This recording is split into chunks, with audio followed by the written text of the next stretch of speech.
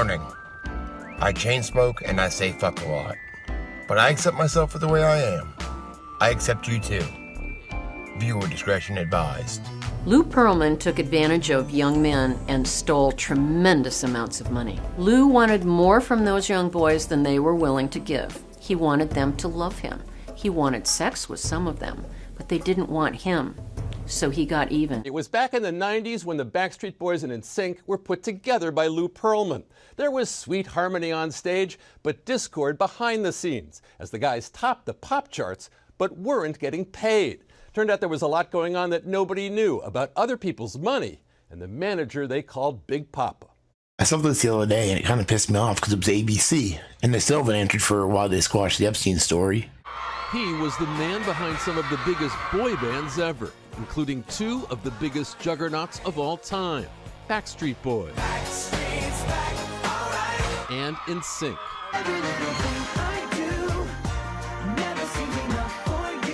The strangest part of the whole boy band world is that the two huge boy bands were created by this great big dude from Queens who made his money from blimps. In the early 90s, Lou Pearlman was running a blimp business when he decided to wade into the boy band business after seeing the hottest act at the time, New Kids on the Block. I was invited to come down to one of their shows. All the screaming. I was like, my God, what's going on here? And these girls are buying these T-shirts and hats and chains and posters. I was like, man, this is exciting. I mean, not to mention, okay, there's a tinkle to the cash register, no question about it. Unbelievable. With a keen eye for casting, Pearlman launched Backstreet Boys and later nsync, both groups skyrocketing into the pop music stratosphere. The money started rolling in for Pearlman, but for the bands, something didn't add up. I was in the biggest band in the world and selling millions of records, and someone's making millions and millions, but I can't even afford my apartment in Orlando. I couldn't even get a car. Backstreet's out there bringing in millions and millions of dollars, and then they find out that Lou has taken $10 million for himself and left $300,000 for them to split amongst themselves. They said they began to feel like indentured servants. They go about their day practicing for rehearsals, maybe for a show that evening, doing more press during that day, meet and greets, going to record stores, doing signings, all these different things. And it's a long day, and at the end of the day, they plop down in their bed, which they don't know where they are sometimes, you know. They forget what city they're in or what country they're in. And if you watch an artist, I mean, they just go through a lot of stress sometimes, and they really take it very well. And I have to commend them because they always have to be on when they're on the camera. They have to look good. They have to smile. They have to do their thing. They all wound up in highly publicized legal battles. When we wanted to renegotiate, it was just a hard no. That's when Lou changed from Jolly Lou to Here's Business Lou. Lou sued us for our name. He was the sixth member of the group, and he owned the name nsync, so he took our name, so we could never use it. And that's why we ended up in court. And it wasn't just music where he was raking in the cash. At the same time, Pearlman was luring investors into what he claimed was an empire under a brand he called Transcontinental.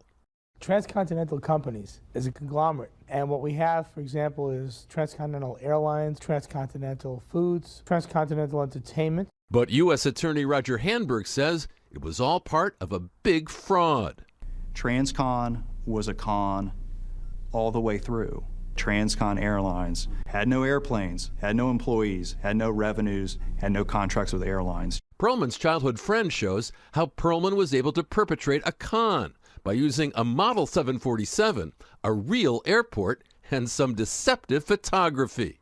We never, ever flew on a transcontinental airplane. We would fly to different places over in Europe, and we'd always be on these Delta flights, you know, in coach. And I always thought it was weird that someone that was in the airline industry couldn't help us out a little bit getting to places. Authorities believe Lou Pearlman had engineered a massive Ponzi scheme and went after him.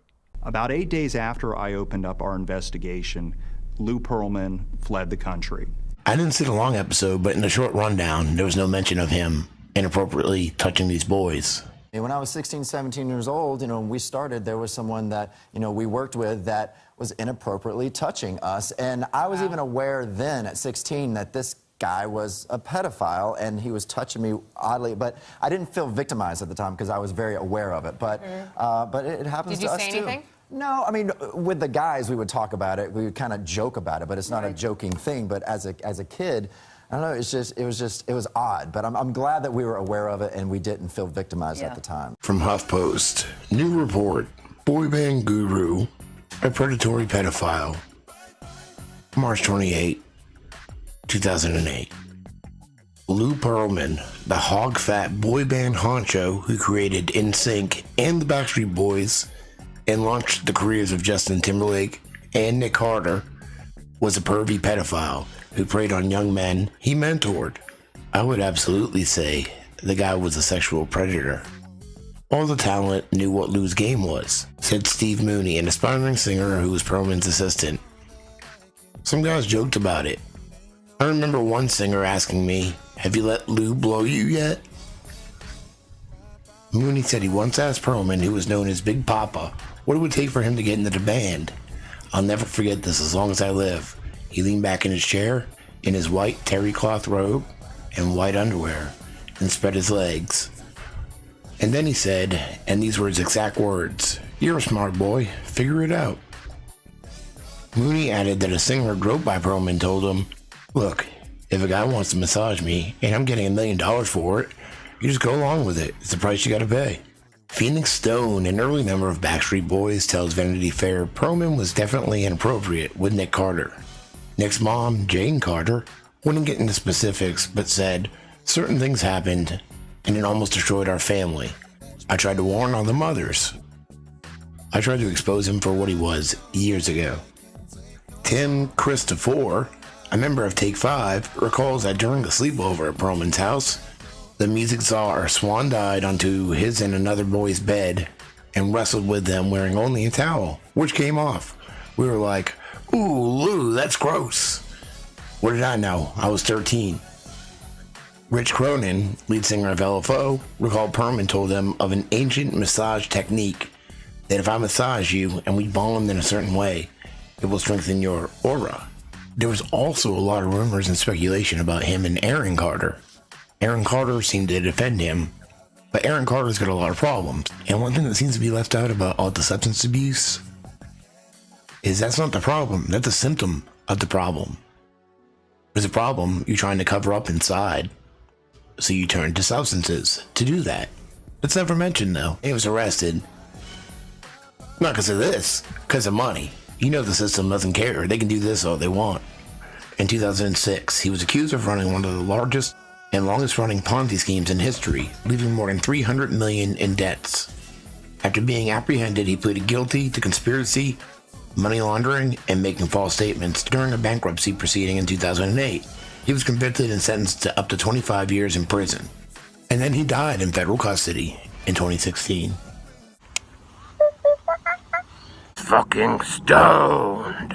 I got